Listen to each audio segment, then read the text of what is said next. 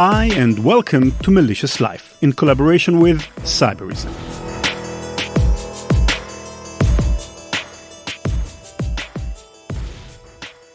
Forrest Gump is considered one of the most successful films of the 1990s and has won several Academy Awards. One of the most memorable scenes in the movie is one in which Forrest, the film's hero, is invited to a reception at the White House. During the reception, Forrest finds that his favorite soft drink, Dr. Pepper, is served free, and so he drinks 15 bottles of it. Sometime later, he's asked to shake hands with President John F. Kennedy. The president asks him how he is, and Forrest tells him he has to pee. Kennedy laughs, turns to the camera, and says, "I think he said he has to pee." This short scene, no more than 15 seconds long, is considered a milestone in movie history because President Kennedy was, at that point, already dead for several decades. It was one of the first times moviegoers got to see a historical figure return to life on the big screen thanks to computer-generated animation. 25 years later, a short video is posted on YouTube in June 2019. It's called Terminator 2, starring Sylvester Stallone, and just as the name implies, it is a scene from the movie Terminator 2, except that instead of Arnold Schwarzenegger, the film's original star, we see Stallone stepping naked into a shady bar, asking a tough-looking member of a Hell's Angels motorcycle gang to give him his clothes. I won't give you any spoilers, but let's just say this encounter ends in a typical Schwarzenegger/Stallone manner, i.e., everybody gets the shit kicked out of them. This video is much more convincing than the JFK scene in Forrest Gump. Looking closely at Kennedy in the movie, it's easy to see that his lip movements, for example, don't match the rest of his face. Fake Stallone's facial expressions, in contrast, are amazingly accurate. If you didn't know in advance that this is a fake, I'm willing to bet that you probably wouldn't have guessed it. You're probably asking yourself, well, what's new? Technology has advanced a lot since the 1990s. Obviously, in modern Hollywood movies, CGI is much better than it used to be. But there is one thing that has hardly changed in the domain of computer-generated animation since the days of Forrest Gump to the present, and that is the huge investment in time and talent needed to produce such cinematic scenes. To create Forrest's scene with Kennedy, Robert Zemeckis, the director, had to recruit the services of Industrial Light and Magic, a well-known special effects studio, and some major special effects experts, including one who had already won 2 Academy Awards. The actual filming of the scene was also complicated, requiring Tom Hanks to practice the handshaking sequence with Kennedy's double on the set while stepping on markers placed on the floor. Even in more modern Hollywood movies, special effects often require complicated sets, sophisticated motion captures camera, state-of-the-art animation software, and professional and talented animators who know how to use them. I know this because my brother is an animator who worked on some of the most successful TV series and movies in recent years, from Game of Thrones to Aquaman. But the fake Terminator 2 video, on the other hand, was created by a single person, a YouTube user calling themselves Control-Shift-Face, using a freely available software they found on the net in just a few days of work. Let me repeat what I just said for emphasis. One lone user, not a studio full of pro animators, using a relatively simple software, not some sophisticated CGI behemoth, and it took him just a few days compared to months and sometimes years of work. According to a digitaltrends.com article, Control-Shift-Face, who says he's not a coder, doesn't even really know how the software works. And Stallone's fake Terminator 2 video is not a one-off. Far from it. Searching YouTube for the phrase deepfakes, as these new fabricated videos are known, brings back thousands and possibly tens of thousands of results. Control-Shift-Face himself has made some 50 videos, including one in which a younger David Bowie replaces Rick Astley in the music video for Never Gonna Give You Up. Go check it out. It's horribly hilarious. Over the past 2 years, the internet has been inundated with celebrity deepfake videos of all kinds. Obama, Putin, and Trump deliver speeches they never gave, Gal Gadot, quote-unquote, stars in a porn video, and professional comedians such as Bill Hader eerily turn into the people they impersonate, like Tom Cruise and Arnold Schwarzenegger. What all of these videos have in common is that they were mostly created by amateur developers or small startups with tight budgets, but their quality is surprisingly good, and in some cases as good as what the biggest movie studios were able to produce with huge budgets just a few years ago. So what happened in the last 5 years that turned special effects from being the exclusive domain of industry experts into something a 14-year-old kid can create more or less at the touch of a button? Like the top end of a floating glacier, deepfakes are by and large only the visible product of a fascinating and much deeper technological revolution in the field of artificial intelligence. As we shall soon see, this revolution has the potential to put some very powerful tools in the hands of both attackers and defenders in the world of cybersecurity.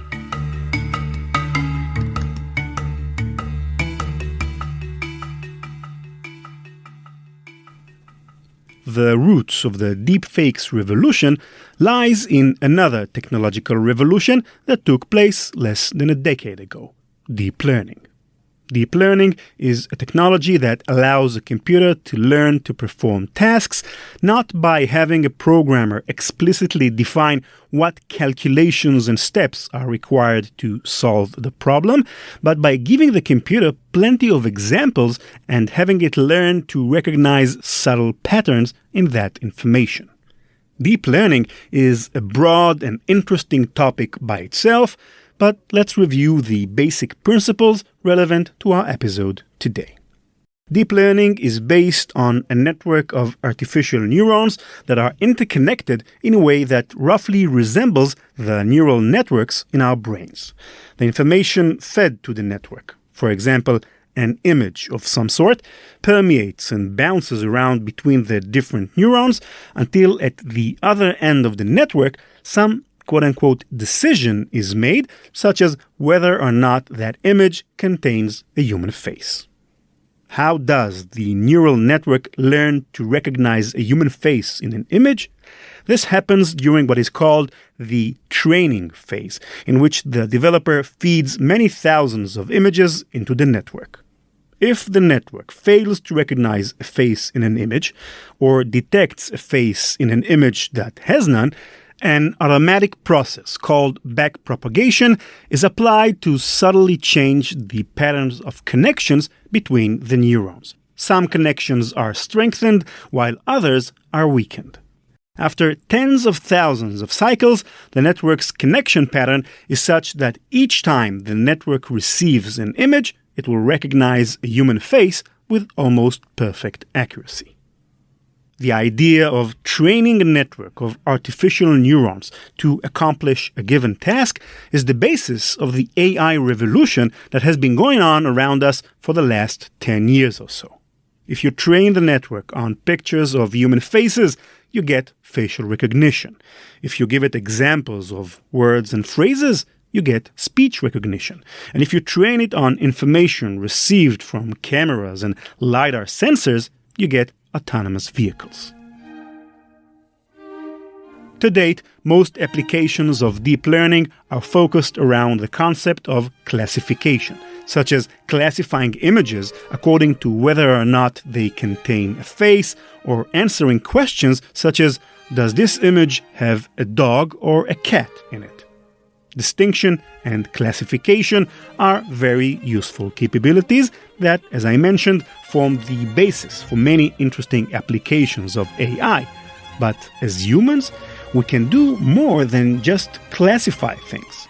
We can also create new things and new ideas. For example, I can tell my cat, Nachos, from a random dog walking on the street, but I can also draw it, write songs about its adventures in our neighborhood, and compose a symphony that praises the beauty of this amazing animal.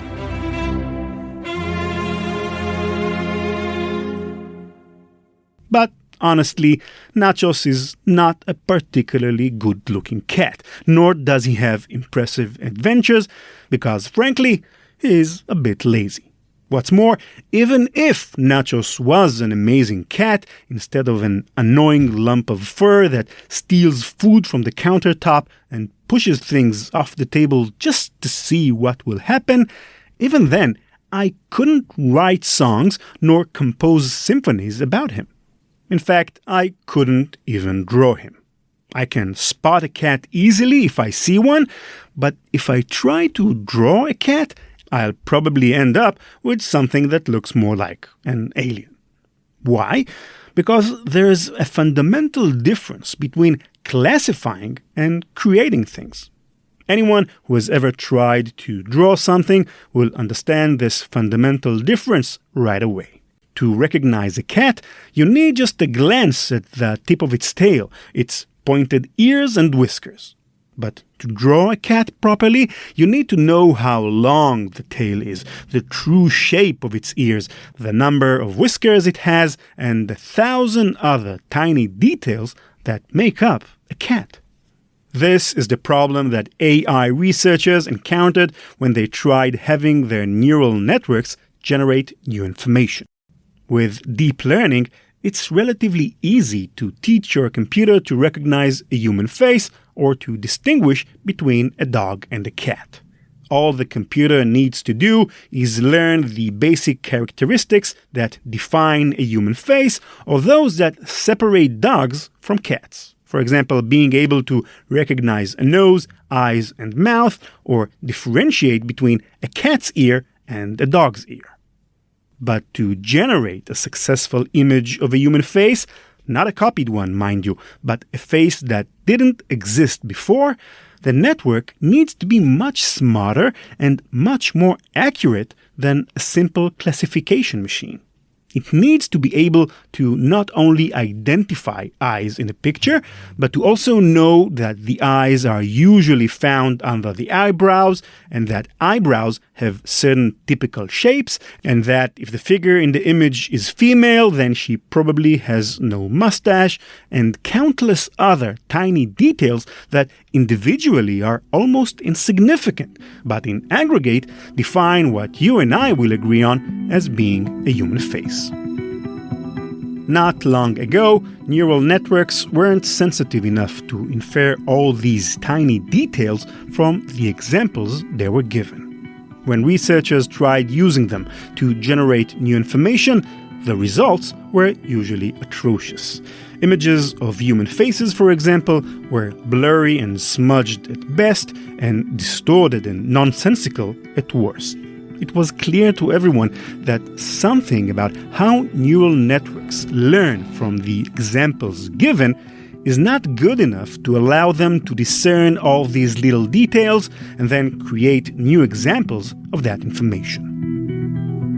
All that changed in one evening in less than an hour after a debate between two friends in a pub.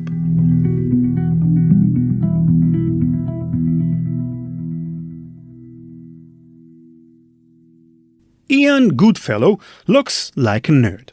Really, if you give an AI 1,000 pictures of nerds and asked it to generate a new image of a nerd, it would probably draw Ian Goodfellow. He is bespectacled, thin, he has a peculiar goatee beard, and a haircut that looks as if someone turned the cooking pot over his head and cut whatever comes out of the sides. As an undergraduate at Stanford University, Goodfellow initially majored in chemistry and biology, but wasn't very good. Realizing that he was not destined to become a great chemist, he switched to computer science and AI. This turned out to be a very good decision, thanks in part to the fact that one of his hobbies was creating computer games, and the GPUs used in computer games are the same processors used in AI. Also, Goodfellow had the good fortune to study under two of the most prominent AI researchers of the past 2 decades, Andrew Ng and Joshua Bengio. As part of his master's and doctoral studies, Goodfellow was exposed to a variety of existing methods to use neural networks to create new information, so-called generative models, and the advantages and disadvantages of each of these models. One evening in 2014, Goodfellow was sitting in a pub with a friend, talking about the different generative models and their problems. During the conversation, Goodfellow came up with an idea. What would happen, he wondered, if we let the neural network learn by playing a game? In particular, a game against a rival neural network. One network will generate new fake information, for example, an image of a human face, and the other will try to detect whether the image presented to it is one of a real person or a fake image created by its rival. Goodfellow wondered if it would be possible to train a generative network to create compelling images of human faces this way, in much the same way that a chess player can learn to play better by playing against challenging opponents. The idea of learning and improving while playing a game between two opposing parties is not a new idea, of course. Almost every human sport is based on this principle, from chess to basketball. Computer science has seen several successful applications of this principle in the past. For instance, Arthur Samuel, a computer science pioneer in the late 1950s, created a program that learned to play checkers by playing against another copy of itself. The thing is, training neural networks is not as easy as it sounds. It's a task that requires a lot of knowledge and expertise and is no less an art form than engineering. Goodfellow's idea required training not one network, but two simultaneously. Was it possible? Goodfellow thought so, and that very evening, after he returned home from the pub, he sat down in front of his computer and in less than an hour created what another pioneer of artificial intelligence, Yann LeCun, called, quote, the coolest idea in machine learning in the last 20 years, unquote. This idea, now known as generative adversarial networks, or GAN for short, caught the world of AI by storm and catapulted Ian Goodfellow, then only in his early 30s, into AI stardom. Goodfellow's paper became one of the most cited papers of recent years in computer science. He's a keynote speaker at international conferences and held prestigious research roles at both Google and Apple. Let's take a deep dive into GAN and see how it works under the hood. I will describe a system that produces images of human faces, but in principle, GAN is suited for a wide variety of domains such as videos, speech samples, and more. So, a GAN system consists of two neural networks, each with a defined role. One is the generative network, namely the network that generates new information, and the other is the discriminatory network. Let's start with the generative network. The first step is to train the generative network by itself separately from the discriminatory network. This initial training phase is important to bring the generative network to a basic performance level. Otherwise, the generative network will produce gibberish. Think about it this way. If our goal is to create the world's best currency counterfeiter, it will be silly to start with a counterfeiter so novice he never actually saw a banknote with his own eyes. Our goal is to have the generative network learn the basic features that define a human face and, crucially, the hidden connections between these features. Where the eyes are in relation to the rest of the face, what is the relationship between nose width and lip thickness, what makes a face feminine or masculine, and so on. In other words, we don't want our neural network to memorize the faces it is given like a student might memorize the answers to all of the questions in a textbook. We want it to be able to generalize from the patterns it detects so that it can subsequently create new and different faces based on what it learned. Once we're done with the generative network training phase, we train the discriminatory network, the network whose job will be to spot the fakes created by the generative network, and for much the same reasons. We're creating the equivalent of a police investigator that will be the adversary of the counterfeiter, and a weak adversary won't help us improve our counterfeiter. Now it is time to connect the two networks. We take the output of the generative network and connect it to the input of the discriminatory network. In addition, we will connect one more input to the discriminatory network, one that will feed it images of real faces. The discriminatory network's job will be to distinguish between the real and fake pictures produced by the generative network. In our analogy, the police investigator will be handed a pair of banknotes, one real and one fake, and his purpose will be to point at one and say, "This is fake," or "This is real." Now we can start the actual game. For the generative network to generate a fake image, we must first feed it some random number, sometimes referred to as a seed. This seed acts as a writing prompt. It is the base upon which the generative network can build a new and unique face based on the knowledge it has gained about the hidden connections between the various parts of a face. We now pass this newly created image to the discriminatory network, along with a real image in its other input. The discriminatory network will examine the images and grade them according to how likely it thinks each one is fake or real. If the discriminatory network was right and spotted the fake image, then the generative network did not do a good enough job. Maybe the nose in the picture wasn't exactly in the right place, or the shape of the eyebrows didn't match the position of the eyes. The GAN system will modify the pattern of connections in the generative network to improve it and try again with a freshly generated face.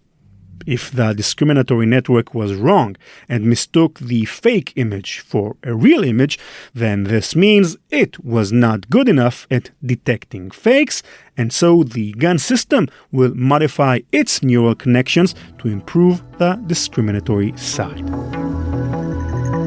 This game will continue for many thousands of rounds until hopefully the generative network improves so much that the discriminatory network can only detect the fake images 50% of the time, i.e. a virtual coin toss.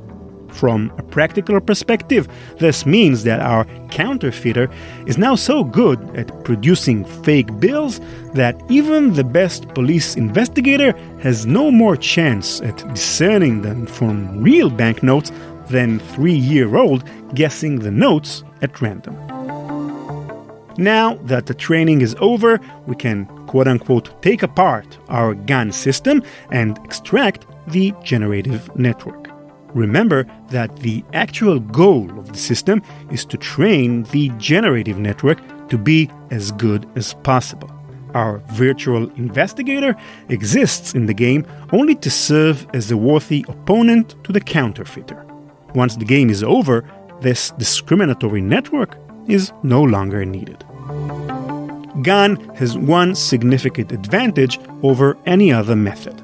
It is unsupervised, in the sense that there's no need for a human to label images as real or fake, since the system, as we describe it, can take care of that classification on its own. This fully automatic and unsupervised operation saves a huge amount of time and effort for the designers, who would otherwise have to manually label each image. And yet, it works. In his original 2014 paper, Ian Goodfellow demonstrated fake images of human faces created by his innovative system that were significantly better than any created by a neural network up to that point.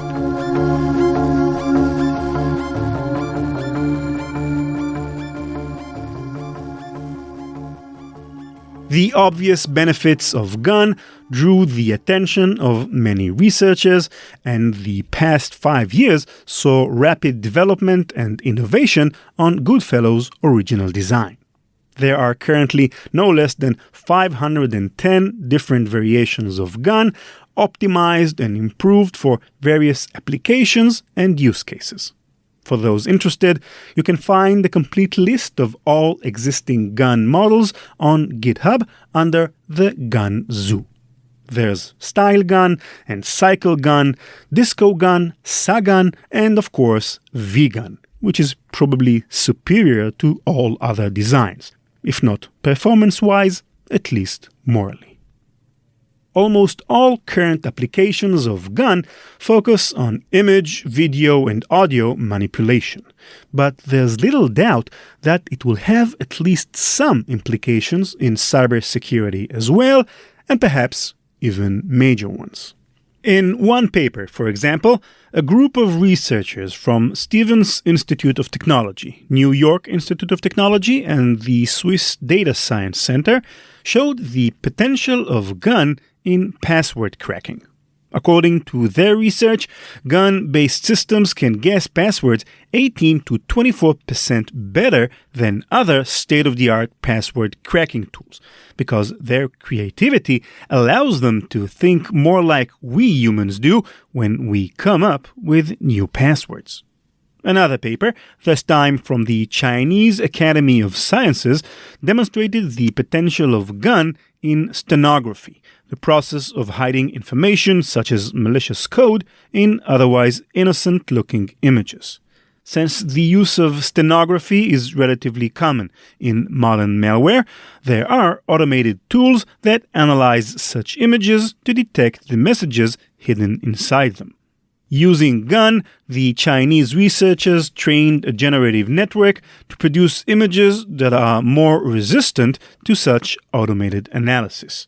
That is, GAN allowed the generative network to find weaknesses in an automated tool's algorithms in an unsupervised way. These two papers demonstrate the potential of GAN technology in cybersecurity.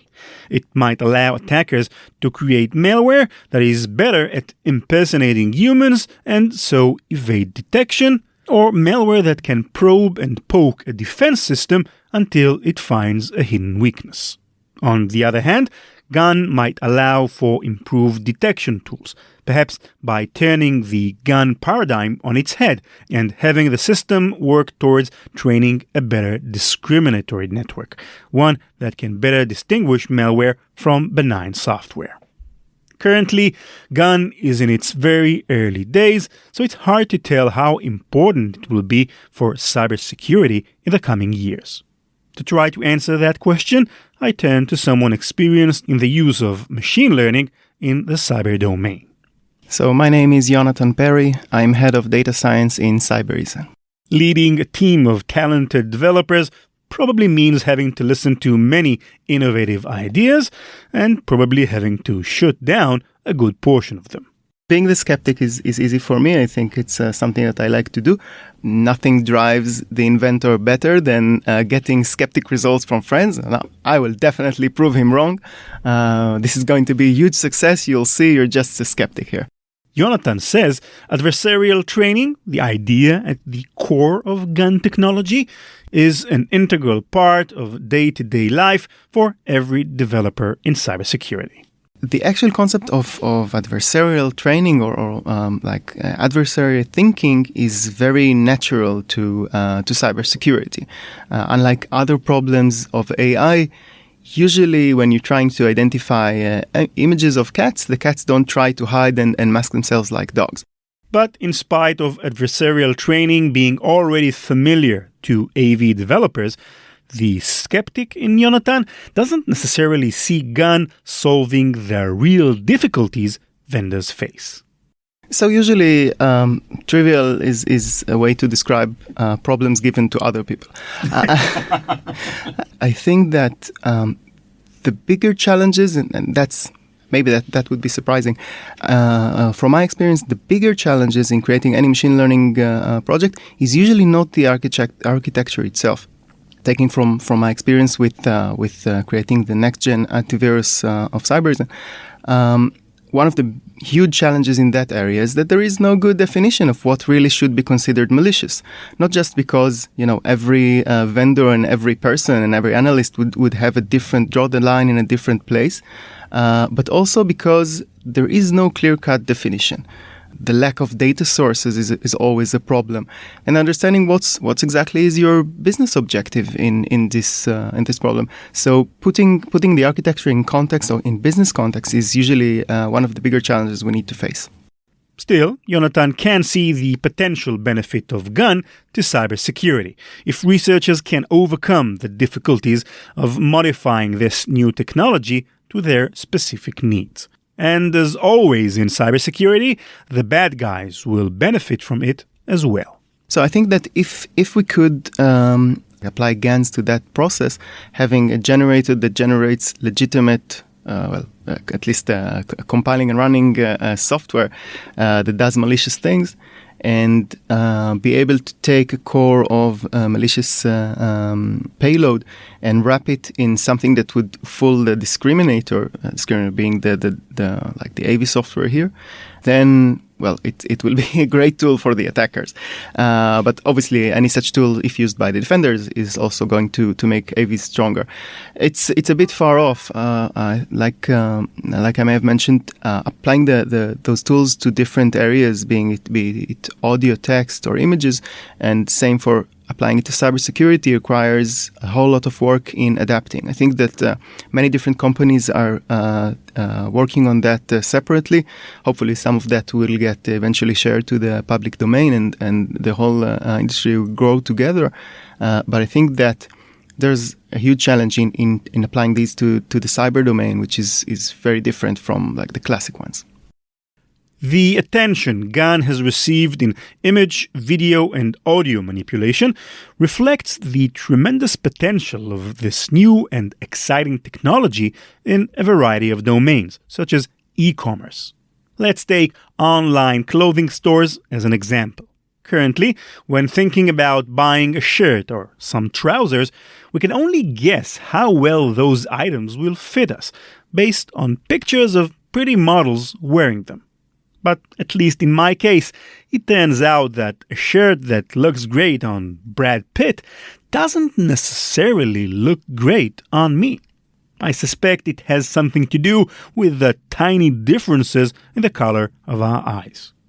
GAN technology will allow us, probably quite easily, to upload a simple selfie along with some basic weight and height measurements, and the computer will be able to recreate a convincing image or a video of us wearing our selected items. Samsung researchers have already demonstrated how they can take a single still image of a face and turn it into a short animated video of this kind. We may also see a proliferation of digital media production with no flesh and blood models at all. And the basic idea could also apply to the generation of virtual environments and characters in video games. Long-dead actors will come to life on the big screen, and old actors will become young again. Computers will likely do a much better job at cleaning noisy images and videos and coloring old black and white pictures. Again, all these capabilities are already available to us today. After all, JFK returned to life in Forrest Gump more than 30 years ago, and in the Star Wars movie Rogue One, we saw a virtual Carrie Fisher return to her role as the 19-year-old Princess Leia. But in all these cases, these impressive feats involved a significant investment of money, time, and expertise. A few months back, we saw a Reddit user calling himself DerpFakes release his deep-faked version of the same Rogue One scene. DerpFakes said about his creation, quote, "The original footage from Rogue One with a strange CGI Carrie Fisher. Movie budget, $200 million. Mine is a 20-minute fake that could have been done in essentially the same way with a visually similar actress. My budget, $0 and some Fleetwood Mac tunes." End quote. In other words, GAN technology will bring this novel technological capability to the masses, making it much cheaper and way more accessible than it is today. In fact, it already is in the hands of the masses. And what has humanity done with the most revolutionary AI development of the last 5 years? What we always do with new and exciting technological innovation. Yes, you guessed it. Porn.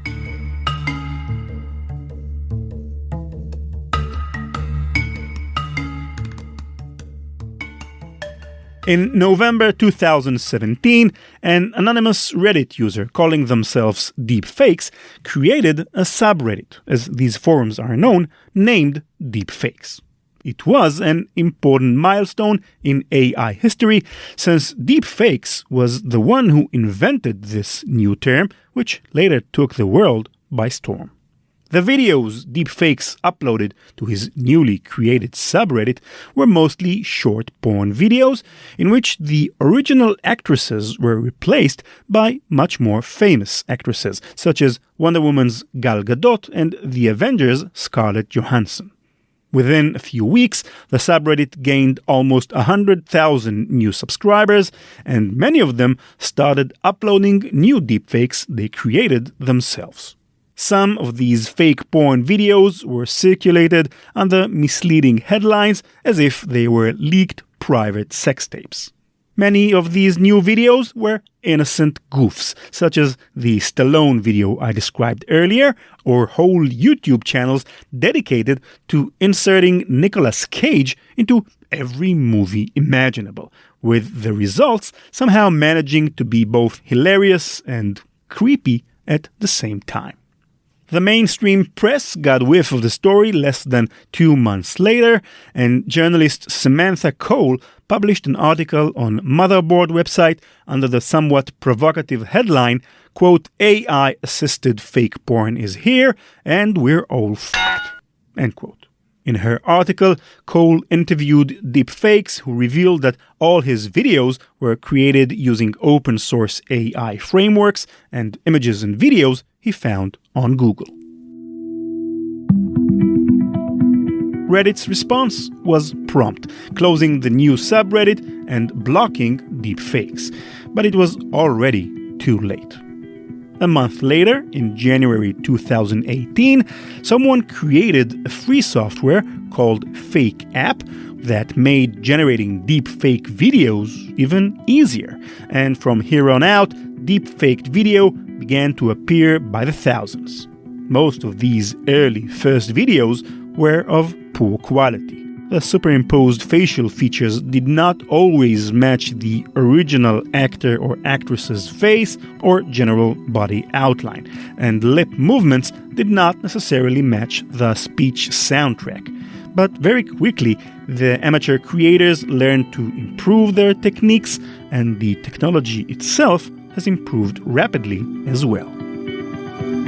The surprising and rapid development of deepfakes and its more problematic uses has created a sort of arms race between deepfake creators and AI researchers who are trying to find ways to detect these fakes and hopefully tag them as such before they become viral. This arms race will be the subject of our next episode, the second and final part of this mini-series on deepfakes. What are the telltale signs, if there are any, that a video, image, or speech sample was created by an AI? How does our brain decide what is real and what is fake? And how can lab mice help us? Maybe save democracy and the mutual trust so critical for a functioning human society. All this and more next time on Malicious Life.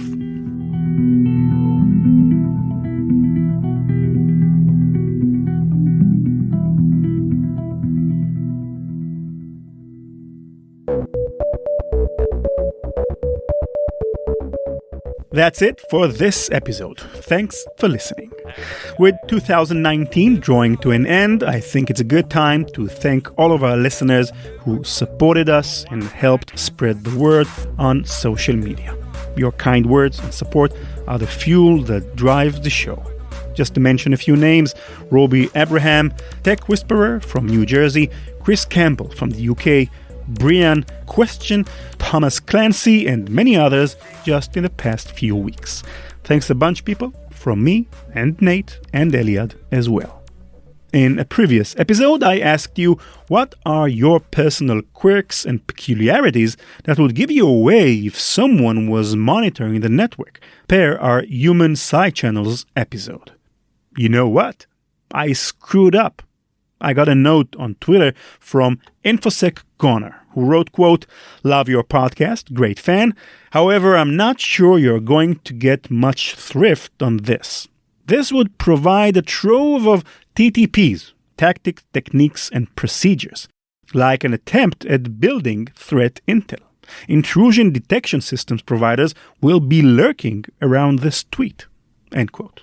InfoSec Goner is absolutely right, of course. A silly oversight indeed, and a lesson learned. So this week's Malicious Life question will be a much simpler one. Do you think GAN will have a significant impact on cybersecurity in the future? If so, how? And if not, why? Give us your best speculations, and I'll read them out loud in our next episode. As always, you can find the full transcript of this episode and all past episodes of our show on malicious.life. And you can tweet me your feedback and ideas at @ranlevi, that's at RANLEVI, and at malicious.life. Malicious Life is produced by PI Media. Does your organization need a podcast? Talk to me at @ranlevi on Twitter or ran, R-A-N, at ranlevi.com. We at PI Media are passionate about turning complicated ideas into engaging and fascinating stories. Thanks again, Cybereason, for underwriting the podcast. Learn more at cybereason.com. Bye-bye. CK Music.